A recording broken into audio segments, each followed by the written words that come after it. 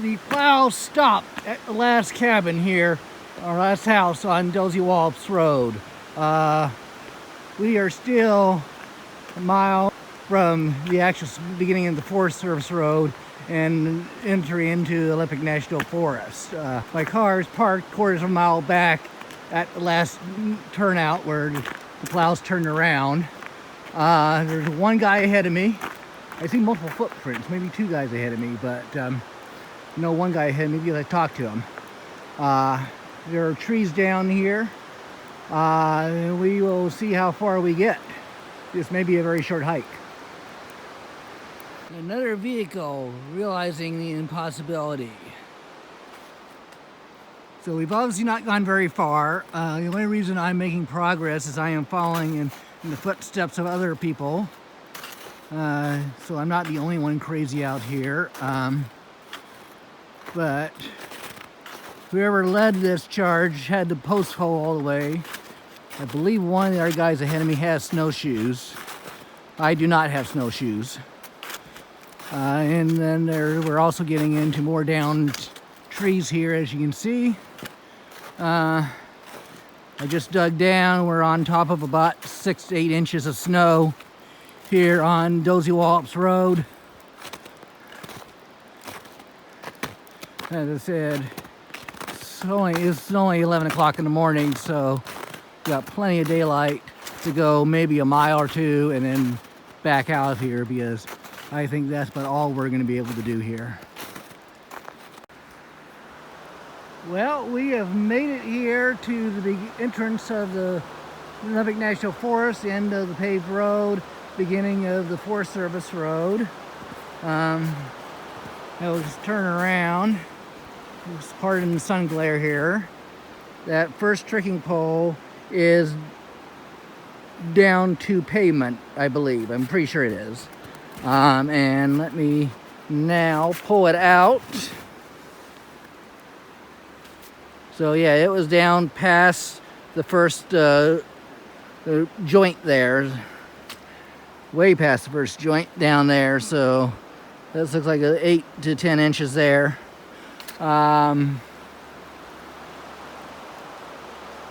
There's a thing I'm aware of called snow blindness, where you're doing nothing but staring at white, and I do not have sunglasses with me, so I'm making sure I do have a lot of color up above if I don't look up.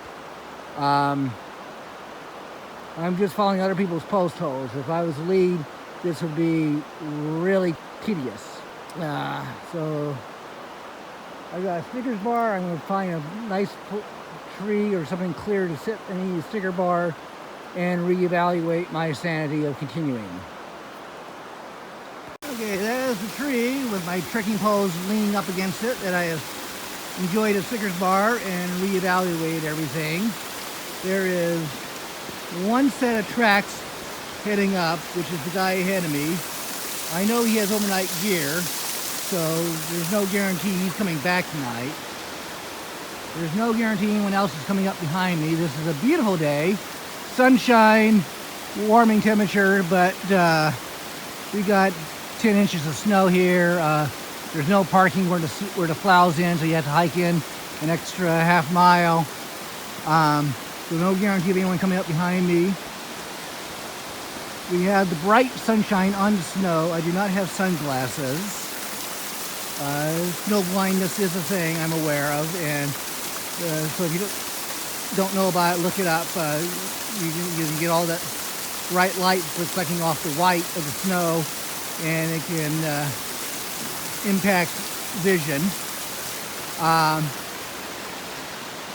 Also, I thought I had fire making equipment with me when I left the house this morning. When I left the car, I did not find it. So I'm also aware that I do not have the ability to make fire here. So all those reasons, especially the fact that I expect to see no one else out here, we are going to call it. We've probably gone a half mile to a mile, if that. But it makes no sense to continue. I did tell my son where I was going. So we're heading out. We will find other adventures today and probably find a good burger somewhere. I am back in my sedan here. As I was coming out, more people were coming in for day hikes, so it wasn't going to be quite as isolated up there as I initially feared, but still, a reassessment of what gear I had with me, it did not make sense to continue. The biggest issue, I think, was the lack of shades and the brightness of the sun reflecting off the snow. Also the lack of fire making skill should disaster. I wasn't planning to make a fire, but had something horrible happen, the lack of fire making ability could have been a factor up there. So anyway, we are going to head off and find other adventures that don't involve trekking through isolated snow areas. Till next time, so we'll see everyone. All right, a week later, and we are back at this spot. It's now January 15th, 2022. Coming back in on Dosewallips Road, just at the where the paved road turns into the Forest Service Road. Today I'm a little bit more prepared. I've got my shades, I've got a lighter and matches, I've got a water filter. So, and we have another beautiful day here in Lubbock National Park. No real plans of how far I'm going to go. Probably not very far in these conditions. I still do not have snowshoes. I was offered snowshoes, and for better or worse, I turned the offer down. So, excuse me just a minute here while I go around a tree at the edge of a drop-off. There are a lot of trees down here which have not been taken care of. And we have another beautiful day, so we are under no pressure to go any distance at all. We're just going to see how far we get in, and going to get out here before dusk and call the day a success regardless of mileage.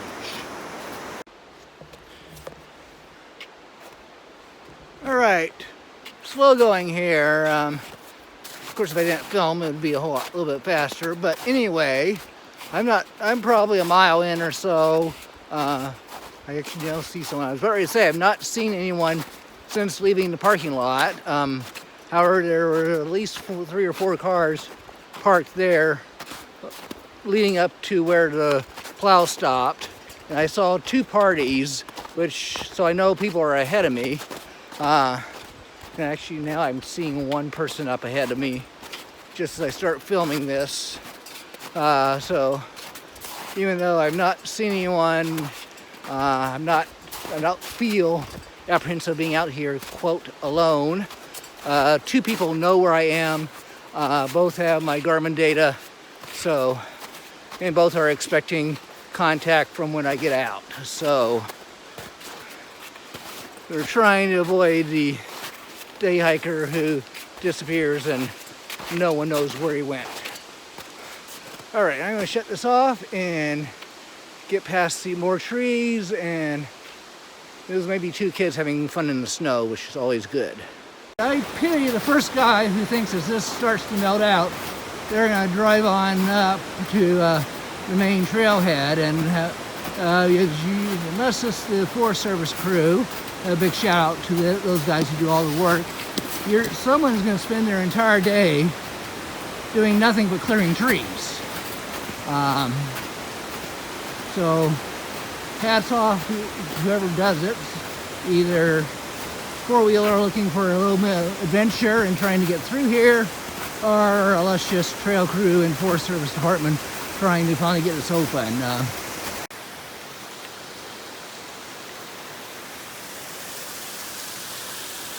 Dirt! First dirt we've seen since starting this hike. Now, if only I had a jar. I got a jar of dirt. I got a jar of dirt. How come the trees always force you to the outside edge of the drop-off into the river to get around them? And why can't we pass on that side? This area wants to up the challenge here. We no longer have things we can just step over. 1 o'clock, Sunday, January 15th, 2022. I have now passed both of the groups that I saw at the parking lot that I knew were ahead of me. There are more cars in the parking lot, so I assume there are more people ahead of me. I don't know that for a fact.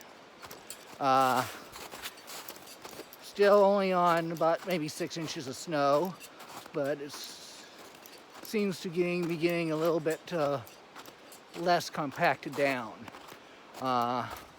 Also, we are now in an area where some people have switched over to snowshoes. So we got snowshoes on the right, the hiking boots on the left at this moment in time. It's been switched at other places in the trail. I don't see it here. I have seen one set of deer tracks for a short distance. We're also seeing lots of dog tracks. But there is still a reasonably compact, sorry as I stumble here, compact track for us to follow here. And we still have every couple hundred feet another tree challenge. This one's not too bad. But whoever thinks they're going to drive a vehicle up here has a lot of work cut out for them.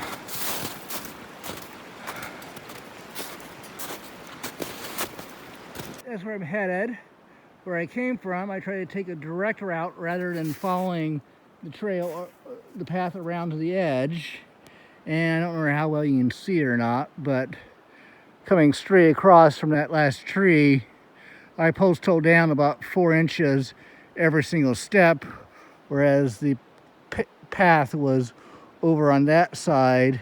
If I stay on the path, it's already packed down. I'm not sinking anymore in the path, but coming straight across there, yeah, every step I post-holed, it's probably about 6 inches deep. Snow's gone a little bit deeper here. Swinging back around this way, I believe that is the trailhead parking in a normal, once this all melts. So we're gonna head up there, I confirm that, and have lunch and consider our next step. At 2 o'clock, I am not at the parking area. That was not the parking area that I saw. It was just a bend in the road. Others have told me that I'm not that far, but this is my turnaround point. I'm having lunch, water and Snickers bar and maybe some trail mix, and got 2.5, 3 hours of daylight, which is about how long I've been hiking in. Obviously got snow. I'm just on a road. I could actually hike this at night with the reflection if I had to.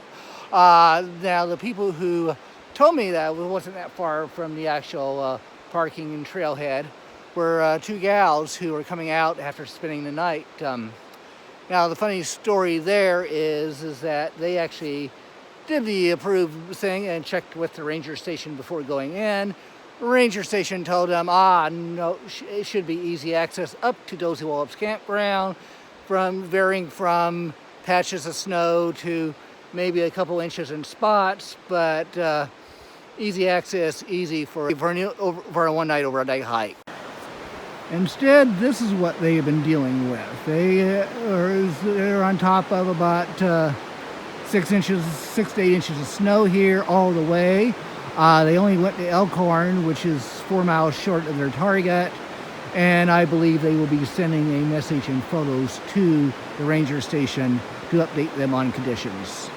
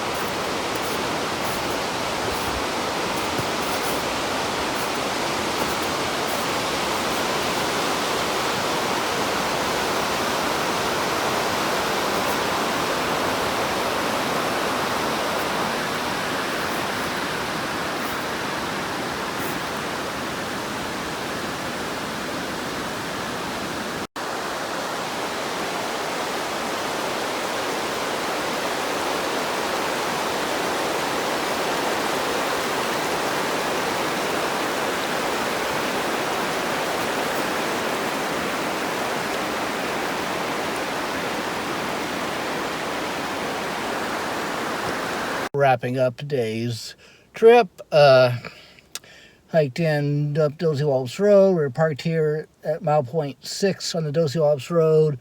The plow stopped at mile point 6.5 thereabouts, but limited parking and turnaround ability down there. So people are parking down there, but it's filling up quickly if everyone decides to come out here. So hiked in, not a whole lot, maybe 2 miles.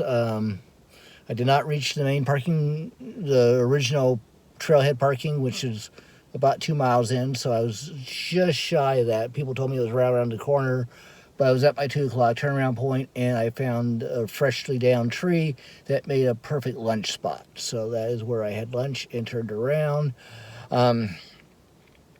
Actually, it only took me about an hour and a half to get out. I was actually a little concerned we got a heavy fog or cloud layer, so the bright afternoon I was looking forward never showed up, but it's still only 4 o'clock. We got plenty of daylight left here, but it took me 3 hours to get in there, but I still did a lot of stopping, so it's not surprising that I was able to book out quicker, and it's downhill, and there's increased traffic. I passed groups that had gone in and were heading back out, so I was following them out. So the snow was packed down. If I got off the packed trail, I did post-hole quite a bit, but there was enough people that have been in and out now that it is fairly well packed down. Crampon spikes or micro spikes won't do you any good at all in these conditions. People have been using snowshoes, especially further up. Saw 2 gals coming out who'd done overnight with snowshoes. But vehicles will not be getting up Dosewallips Road anytime soon. There is just a tremendous amount of stuff down, either large limbs or entire trees. I'm thinking every 100 feet you're encountering something. The gals who came out did a day hike from Elkhorn up, and they said the first mile they counted 11 blowdowns, and that seems to be what I was experiencing in the just on Dosewallips Road itself here, even before the parking area. So get this out in the month, and we'll see what adventures we lead to in February.